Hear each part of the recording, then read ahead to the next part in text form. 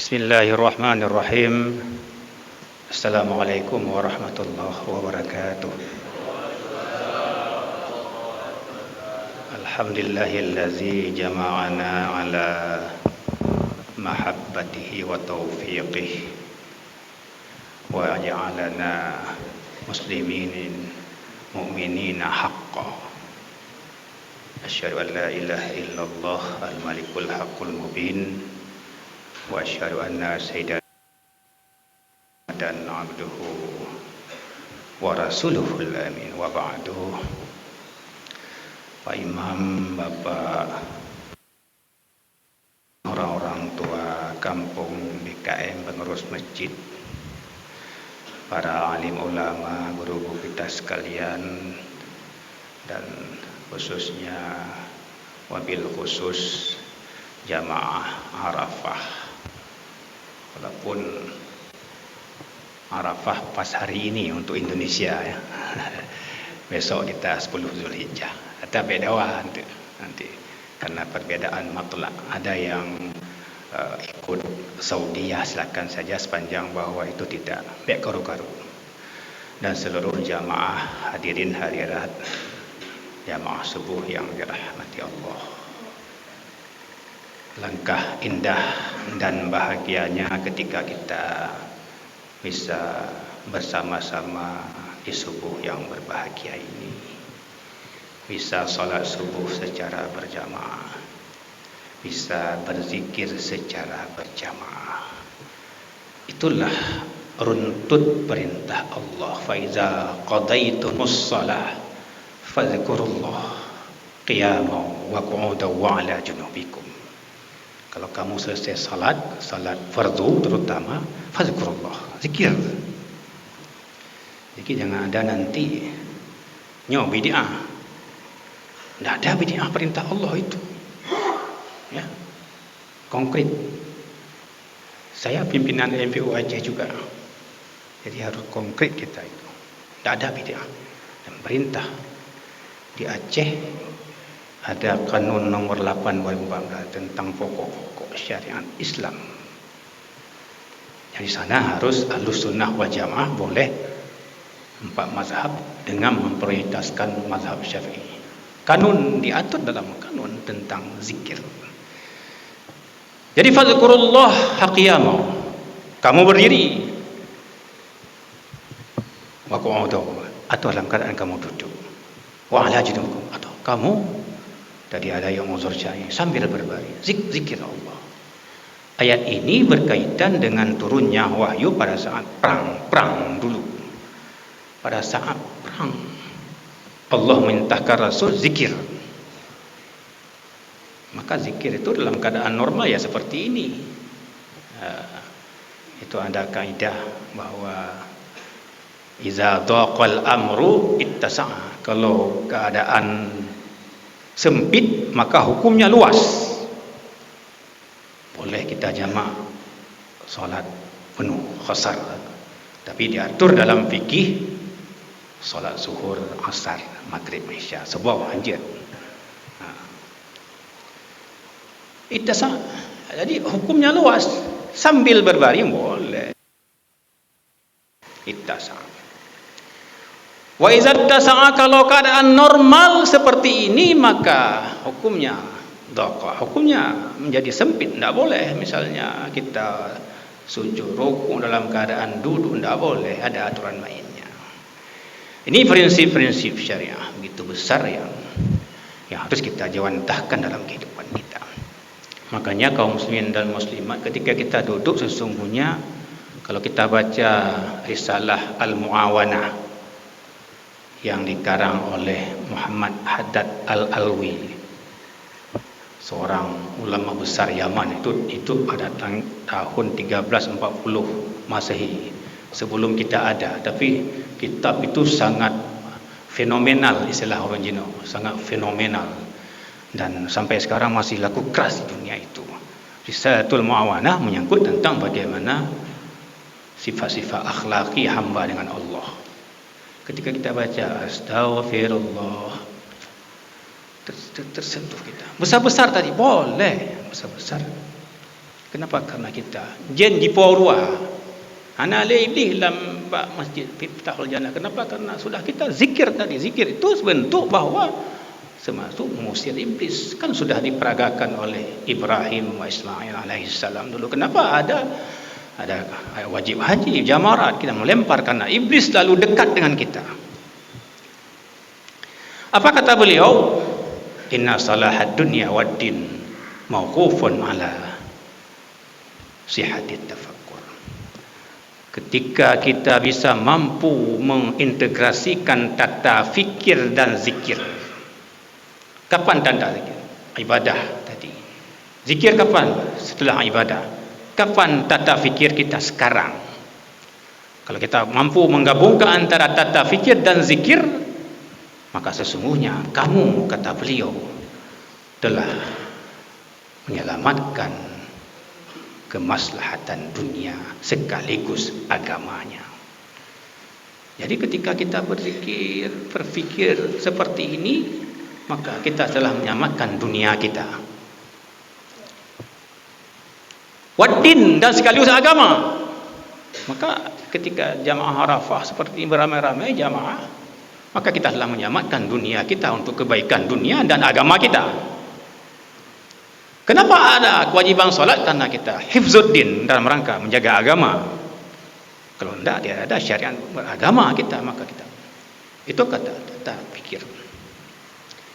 Kalau tidak, kata baginda Rasulullah, maka yushaku al-umam, pada satu saat aku, kalau tidak seperti itu kamu lakukan, kata baginda Rasul, maka aku takuti yang aku lakukan pada suatu saat umatku nanti memperebutkan satu akalah fi sana'ah, satu makanan di dalam bejana, bejana air, tapi dalam piring lah, dalam piring, satu makanan yang diperebutkan oleh semua umat Islam hari ini, diperebutkan satu makanan, hanya satu makanan. Seperti kita lihat sepotong roti, kita rebut ramai-ramai, kita berebutkan. Coba bayangkan hanya satu potong roti, berapa yang dapat kita secara fisik? Roti itu tidak dapat apa-apa. Lalu para sahabat bertanya, apakah ya Rasulullah karena min qillati nahnu? Kenapa ya Rasulullah? Apakah karena kami hanya sedikit? Tidak. Bal antum yauma izin kasir. Bahkan kamu pada satu saat itu adalah banyak, mayoritas. Di Indonesia berapa? Hampir 87% lebih umat muslim. Tapi apakah hari ini kita masih bisa menerapkan langkah-langkah Islam? Kenapa? Hampir-hampir inilah meredup. Diperebutkan hanya satu makanan. Bal antum yauma idzin kasir. Padahal kamu itu mayoritas. Kenapa kamu tidak bergerak? Lalu para sahabat bertanya, kenapa ya Rasulullah? Karena la yanza'anna min aduwikum al-mahabbah. Karena kenapa? Allah telah mencabut dari ketakutan musuh-musuh menyerang kita. Ini ada teman-teman kita, adik-adik kita dari tentara, TNI dan Polri. Kenapa? Karena kita sudah disergap ketakutan dari para musuh, dicabut ketakutan. Padahal baginda Rasulullah, apa kata beliau itu? Nusirtu, kata beliau itu berbirai. Aku diberikan satu mukjizat Allah, mirru'abi. Apa ru'abi itu? Ketakutan para musuh. Wibawa. Kedua Rasul kejak mendengar kata Rasul, wibawa, mahabbahnya besar. Kalau bisa kita tu prestise kita. Rasul itu, maka Rasul itu ketika duduk tidak sama. Walaupun beliau manusia, basyarun kal basyari. Rasul itu manusia seperti kita, punya fisik, tapi ketika duduk tetap Allah angkat tinggi bahu agaknya tegak. Nah sama, nyatanya mirip-mirip. Ya, mirip-mirip kita, bahu kita. Rasul tidak diangkat oleh Allah itu. Tidak sama, basyarun kal basyari, tapi tidak sama beliau dengan manusia biasa. Jadi ditinggikan oleh Allah. Ada ini yang dicabut, ketakutan para musuh. Bagaimana kita menyerang musuh kalau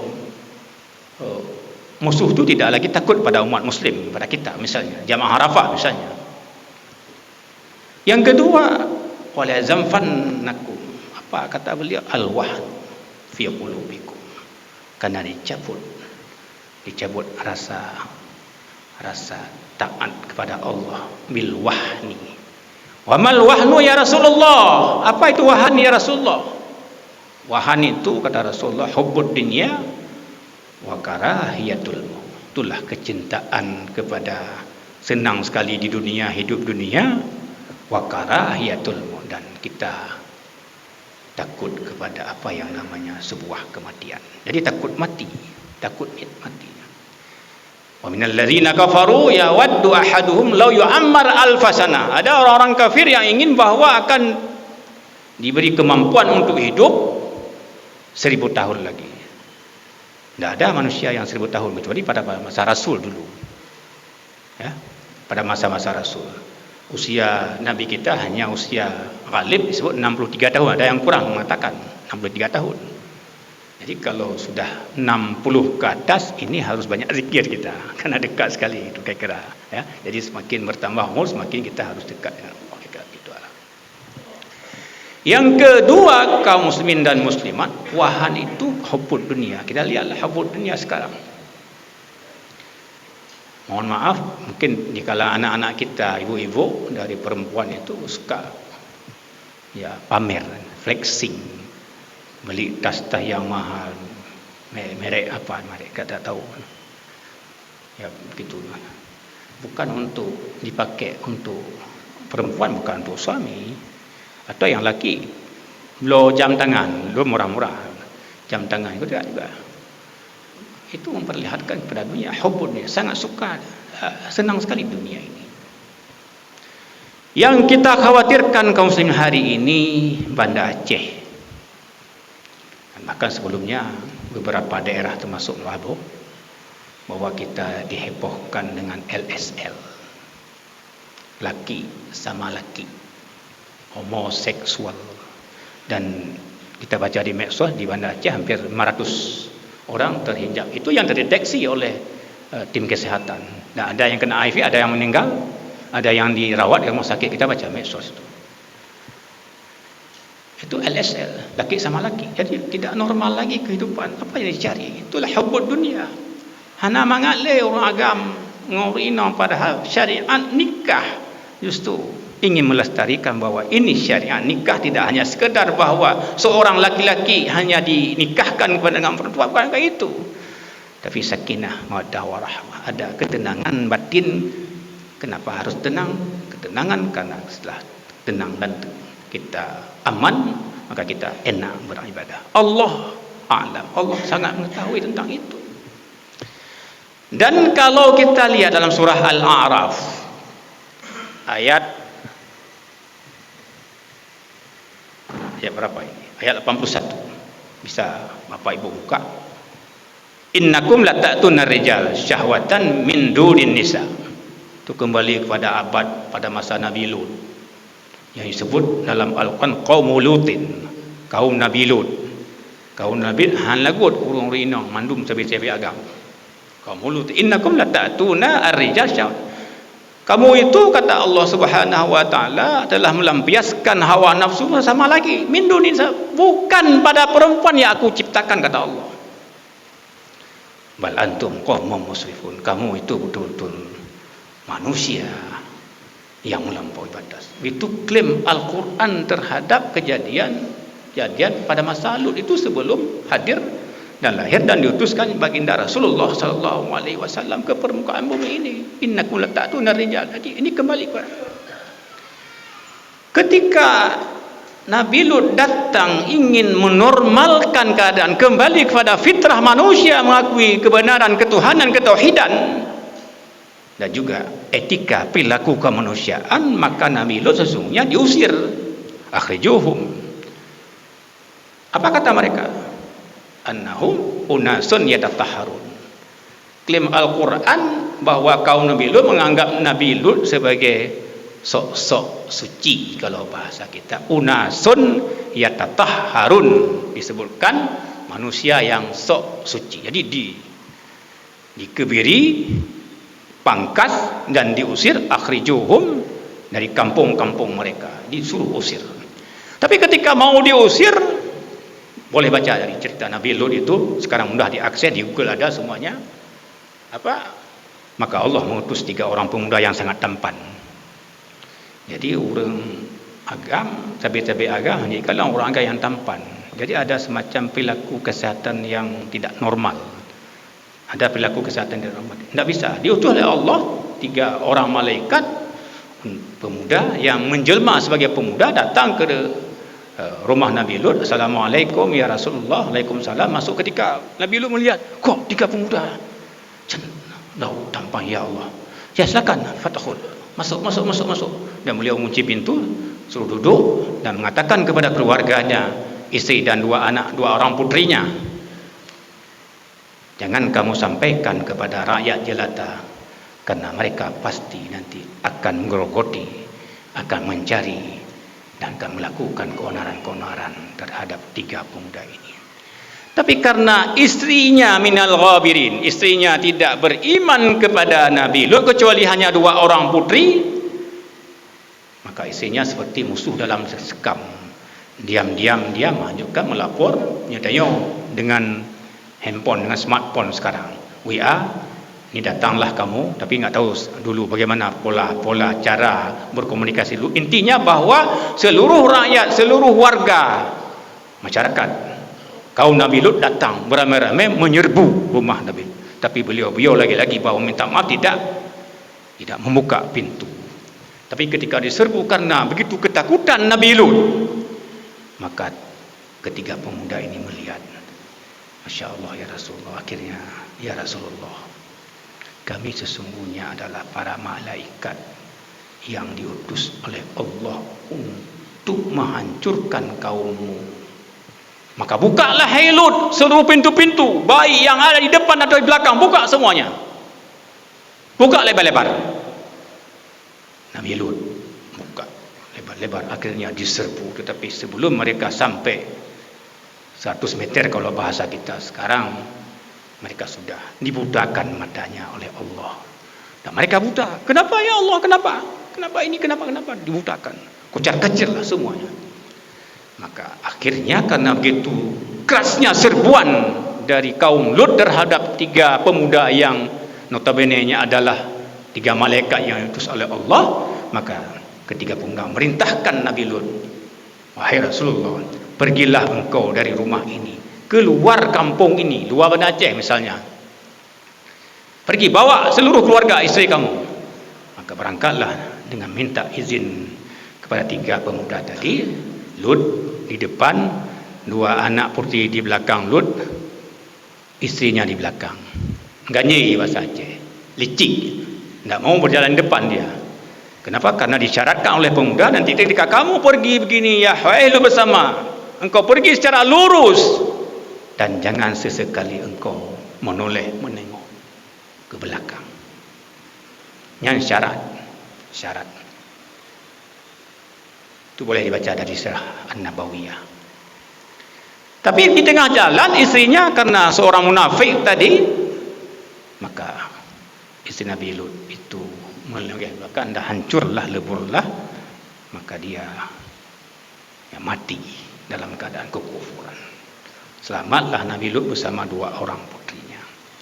Jadi begitu hebat pendidikan yang kita lihat Nabi Lut terhadap sang putri, meskipun istrinya berat hati untuk beriman, tapi kedua anak putrinya sangat sayang kepada 2 orang tua. Maka didiklah anak-anak kita ini, jangan sampai LSL bagi anak muda atau bagi anak perempuan yang disebut dengan lesbi, jangan terjadi di Banda Aceh. Karena yang kita takuti adalah ayat berikutnya, undur kaifa kana aqibatul mujrimin. Lihatlah, kata Allah dalam Al-Quran, bagaimana akibat keserakahan, keonaran, kemaksiatan yang dilakukan oleh orang-orang dan kaum Nabi Lut waktu itu.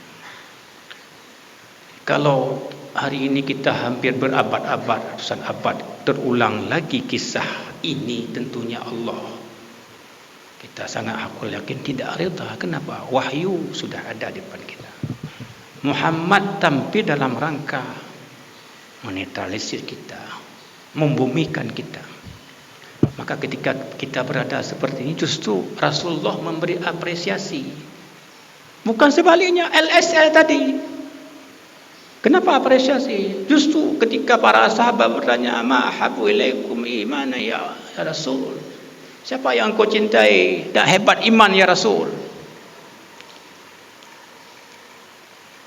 Jadi Rasul balik bertanya, siapa? Siapa yang paling hebat imannya? Para sahabat. Para sahabat bertanya, kalau begitu para malaikat. Malaikat kenapa tidak beriman? Karena malaikat memang diciptakan untuk tidak membantah, mengingkari Allah. Innahum yu'minun, mereka beriman. Kalau begitu ya Rasulullah, para al-anbiya, nabi-nabi termasuk engkau. Tidak, kata. Para nabi memang diutus. Kenapa? Karena mereka diwahyukan untuk membangun umat ini. Kalau begitu ya Rasul, para sahabat. Sahabat, karena engkau bertemu dengan aku. Kenapa tidak engkau beriman pada aku dan Allah? Kalau begitu para ulama, tidak juga, kata beliau. Akhirnya disebutkan oleh baginda Rasulullah, qaumun ya'tiuna hina izin, ada satu kaum nanti, generasi kita-kita ini yang datang, yang mereka tidak melihat aku, tapi ada Quran bersama mereka, tapi mereka beriman kepada Allah, beriman kepada aku, beriman kepada ciptaan Allah semuanya. Itu yang paling hebat imannya. Jadi apresiasi, penghargaan, kemuliaan justru pada kita yang datang belakangan. Kenapa? Karena kita ada Al-Quran di samping kita. Kita baca, kita tidak pernah bertemu dengan Rasulullah, tapi kita beriman kepada Rasulullah, apa yang dibawakan oleh Rasulullah. Maka wajib bersalawat kepada baginda Rasulullah sallallahu alaihi wasallam. Mari kita kaum muslimin tidak hanya tanggung jawab pemerintah, siapapun namanya, termasuk TNI Polri, bukan tanggung jawab hanya dibebankan pada sisi-sisi ini, tapi juga pada kita semuanya. Coba kita netralisirkan bagaimana membangun edukasi yang baik, pendidikan yang baik pada generasi. Dulu seingat saya masih kecil-kecil, yang ditanamkan adalah akidah yang kuat.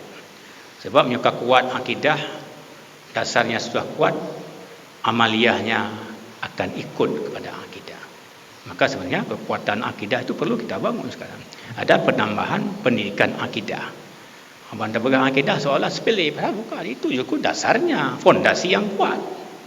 Maka kenapa anak-anak kita suguhkan pada sekolah madrasah dulu, nabet pengajian-pengajian setelah itu, TPA atau apapun namanya, dalam rangka memperkokoh komitmen mereka. Jangan seperti ini. Kita melihat tadi, kami cepat datang, melihatlah anak-anak. Saya nggak tahu siapa, tidak bisa kita tuduh siapa, tapi mereka hanya hisab-hisab ini sebenarnya di jembatan-jembatan semuanya. Siapa yang kita salahkan? Apakah pemerintah atau siapa? Nah, tentunya kita ada tanggung jawab.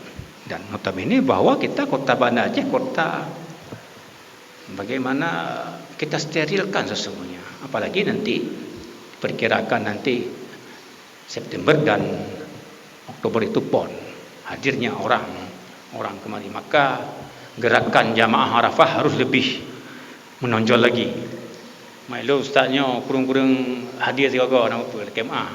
Kau hana sengaja, kadang-kadang uzur pirkana, takik pina macam-macam lah. Dulu tahun 2 tahun lalu pernah saya hadir di belakang saya duduk, saya sampaikan kepada Ustaz Jul, jangan kasih saya ceramah. Saya biarlah jamaah biasa. Karena mendengar itu lebih baik daripada kita berbicara.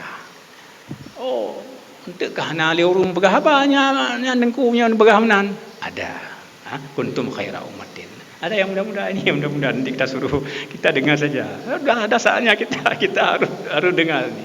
Saya lebih banyak mendengar sekarang. Ada yang marah ke saya ketika saya bilang, kenapa harus banyak mendengar? Siapa lagi nanti yang berceramah? Siapa? Ada anak-anak kita. Itulah anak-anak kita tadi yang kita didik dalam situasi Arafah ini. Situasi mereka memang sudah dijuluki sebagai orang-orang paripurna yang tadinya bisa mengintegrasikan antara tata fikir dan zikir. Itulah Darul Arafah ini. Arafah ya, Jama'iyatu Arafah atau Jamaah Arafah. Dalam bahasa Arab disebut Jama'iyatu karena organisasi. Biarlah besar Arafah. Nah, sekarang apa namanya? Jamaah ya. Kita buat Jama'iyatu Arafah, organisasi besar Arafah. Besar lagi. Jadi biar besar tu sekali nanti. Ya, 3 orang ni WA dulu dia ustaz kat siap kamu hadir. Tapi jangan suruh ceramah sama saya. Biarlah saya banyak mendengar, mudah-mudahan kaum muslimin dan muslimat di titik-titik akhir kita akan berhaya Idul Adha besok insyaallah berkenan kita akan selamat beridul adha 1445 Hijrah. Semoga kita selalu, batin kita selalu dijernihkan oleh Allah dan hati kita selalu diikat dengan Allah, supaya nur Allah senantiasa menyertai kita terus menerus sampai ke akar-akarnya. Beberapa persoalan tadi mari kita lihat sebagai sesuatu yang harus kita selesaikan di tengah-tengah kehidupan kita. Hadanallah wa iyyakum ajma'in. Wassalamualaikum warahmatullahi wabarakatuh.